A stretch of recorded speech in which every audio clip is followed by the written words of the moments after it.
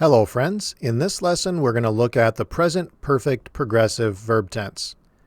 This is a fun verb tense to use, and it's even more fun to say. Try saying it a few times without messing it up. Present perfect progressive, present perfect progressive, present perfect progressive.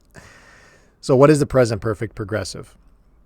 The present perfect progressive is similar to the present perfect verb tense, but only one of the reasons that we use the present perfect.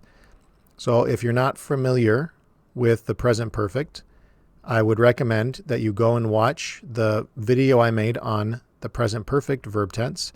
And when you look at the 4 reasons we use the present perfect, one of those reasons is the reason we use the present perfect progressive. So the present perfect progressive is a way of talking about an action or a condition that started in the past and is continuing until now, the present. So it started in the past and it's continuing or completing in the present, but we're focusing on that it is progressing or continuing. So what does it look like? With the present perfect progressive, we use the helping verb either have been or has been. It depends on the subject. So if the subject is he, she, or it, or Bob, or Jane, or Cindy, if it's third person singular, then we're going to use has been. Anybody else will use have been. So I have been, you have been, we have been, they have been, like that. The main verb will be the ing form of the verb. So this is the present participle. If you don't know what the present participle is, it's just the ing form of a verb. So when we put this together, we would see something like this. I have been studying English. So have been, I'm using have been because the subject is I. And my main verb is studying. It's the ing form of the verb. So what's happening here? Why are we using 2 helping verbs, have and been? The reason is because we're combining 2 verb tenses. We're combining the present perfect and we're combining it with the progressive. So like I said, if you haven't watched the video on the present perfect, you should go and watch that one. But basically when we're doing the present perfect, we are using the helping verb have, and the main verb is in the past participle form. When we're doing the progressive, we are using the helping verb be, and the main verb is the ing form. So when we connect the 2 together, what happens is this be, as the helping verb, that gets put in the past participle. So the past participle of be is been. So then we get have been, and then we get the ing form of the verb. So we're just taking the present perfect and adding the progressive. And it's connecting with this be helping verb. So have been studying, have been working, have been talking, etc. So we can see here, have been, and then the ing form of the verb. So we get have been studying. If we want to contract it, we can say I've been studying. So all we're doing is we're taking that have, the helping verb, and combining it with the subject of the sentence. So actually, when people use the present perfect progressive in conversation, when they're talking, you'll hear it this way most of the time. You'll hear the contracted form.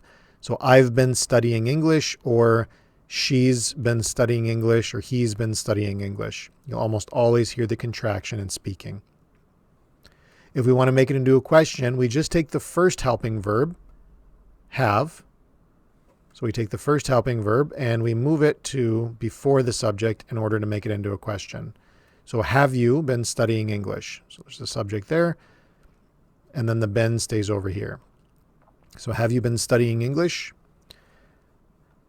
Now if we want to make it negative, we add the not after the have or has. So he has not been studying English.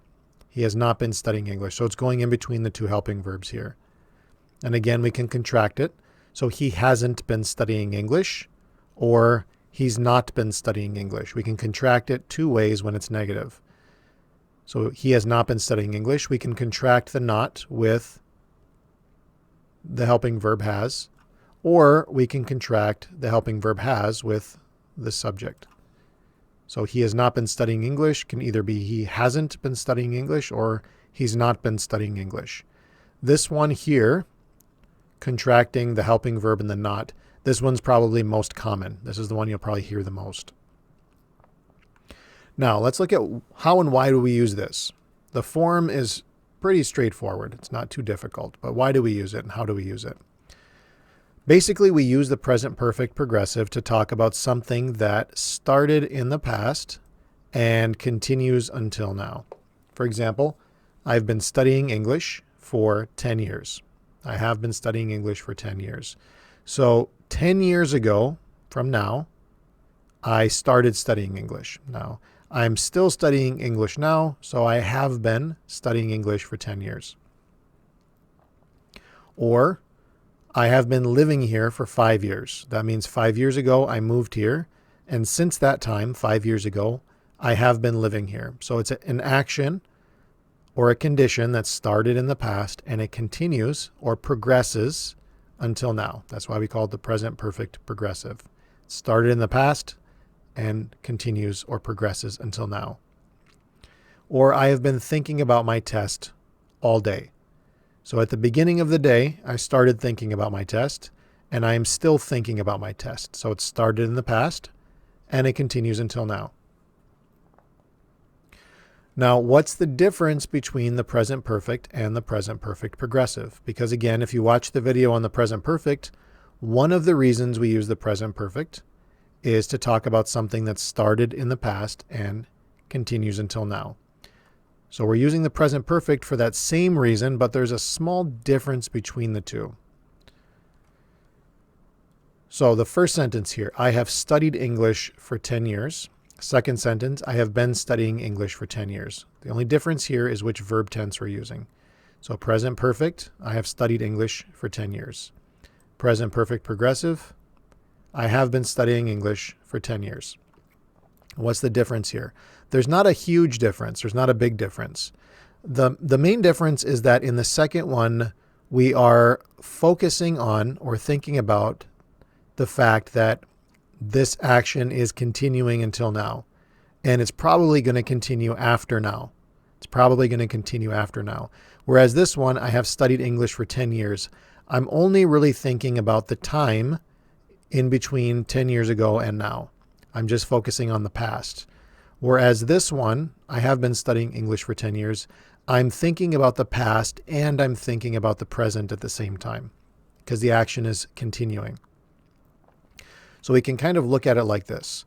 With the present perfect, we're focusing on the action that started in the past and continues until now, but we're not really thinking about the future or after now.